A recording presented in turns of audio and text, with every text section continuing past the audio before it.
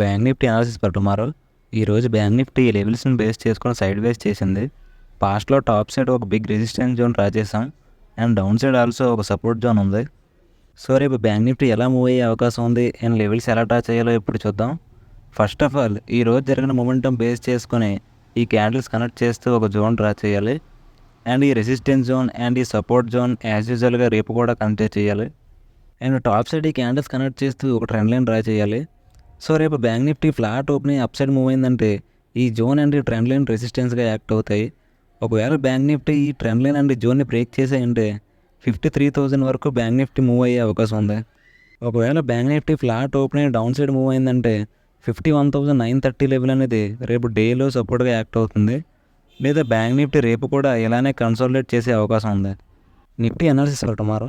Nifty slow and స్టడీగా upside move అవుతుంది. నిఫ్టీలో చాలా స్ట్రెంత్ ఉంది. సో అందుకే ఏ రోజు ఫాల్ని ఆ రోజు రికవర్ చేస్తుంది. సో రేపు నిఫ్టీ ఎలా మూవ్ అయ్యే అవకాశం ఉంది అండ్ లెవెల్స్ ఎలా డ్రా చేయాలంటే ఫస్ట్ ఆఫ్ ఆల్ ఈ ఆల్ టైమ్ హైని ఒక రెసిస్టెన్స్గా కన్సిడర్ చేయాలి అండ్ బేస్డ్ ఆన్ ఫిబొనాచి 24,290 లెవెల్ని అనదర్ రెసిస్టెన్స్గా కన్సిడర్ చేయాలి అండ్ డౌన్ సైడ్ 24,000 అనేది ఒక సైకలాజికల్ నెంబర్.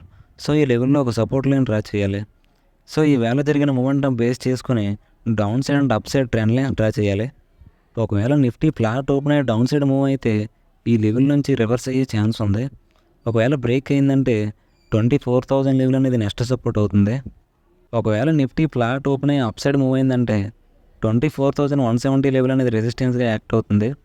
ఒకవేళ నిఫ్టీ ఈ రెసిస్టెన్స్ని బ్రేక్ చేసి బుల్లిష్ కన్ఫర్మేషన్ ఇచ్చిందంటే 24,290 లెవెల్లో ఏం చేసే అవకాశం ఉంది. Fin Nifty analysis for tomorrow. Fin Nifty కూడా ఫ్రైడే జరిగిన ఫాల్ని రికవర్ చేసింది. సో రేపు ఫిన్ నిఫ్టీ ఎక్స్పైరీ ఉంది కాబట్టి ఎలా మూవ్ అయ్యే అవకాశం ఉంది అండ్ లెవెల్స్ ఎలా డ్రా చేయాలంటే అప్ సైడ్ ఈ క్యాండిల్స్ కనెక్ట్ చేస్తూ ఒక జోన్ డ్రా చేయాలి. ఈ లెవెల్ని ఫిన్ నిఫ్టీ 2-3 టైమ్స్ బ్రేక్ చేయడానికి ట్రై చేసింది బట్ బ్రేక్ చేయలేకపోయింది. అండ్ అలాగే డౌన్ సైడ్ కూడా ఈ క్యాండిల్స్ కనెక్ట్ చేస్తూ సపోర్ట్ జోన్ డ్రా చేయాలి. ఈ జోన్ని ఫిన్ నిఫ్టీ 3 టైమ్స్ బ్రేక్ చేయడానికి ట్రై చేసి 4th టైం బ్రేక్ చేసి అగైన్ ఇదే జోన్ నుంచి రివర్స్ అయ్యింది.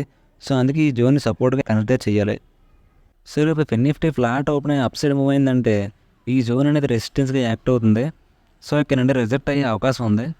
లేదా ఒకవేళ ఫిన్ నిఫ్టీ ఈ రెసిస్టెన్స్ జోన్ బ్రేక్ చేసిందంటే 23,800 అనేది నెక్స్ట్ రెసిస్టెన్స్ అవుతుంది. ఒకవేళ ఫిన్ నిఫ్టీ ఫ్లాట్ ఓపెన్ అయ్యి డౌన్ సైడ్ మూవ్ అయిందంటే ఈ జోన్ సపోర్ట్గా యాక్ట్ అవుతుంది.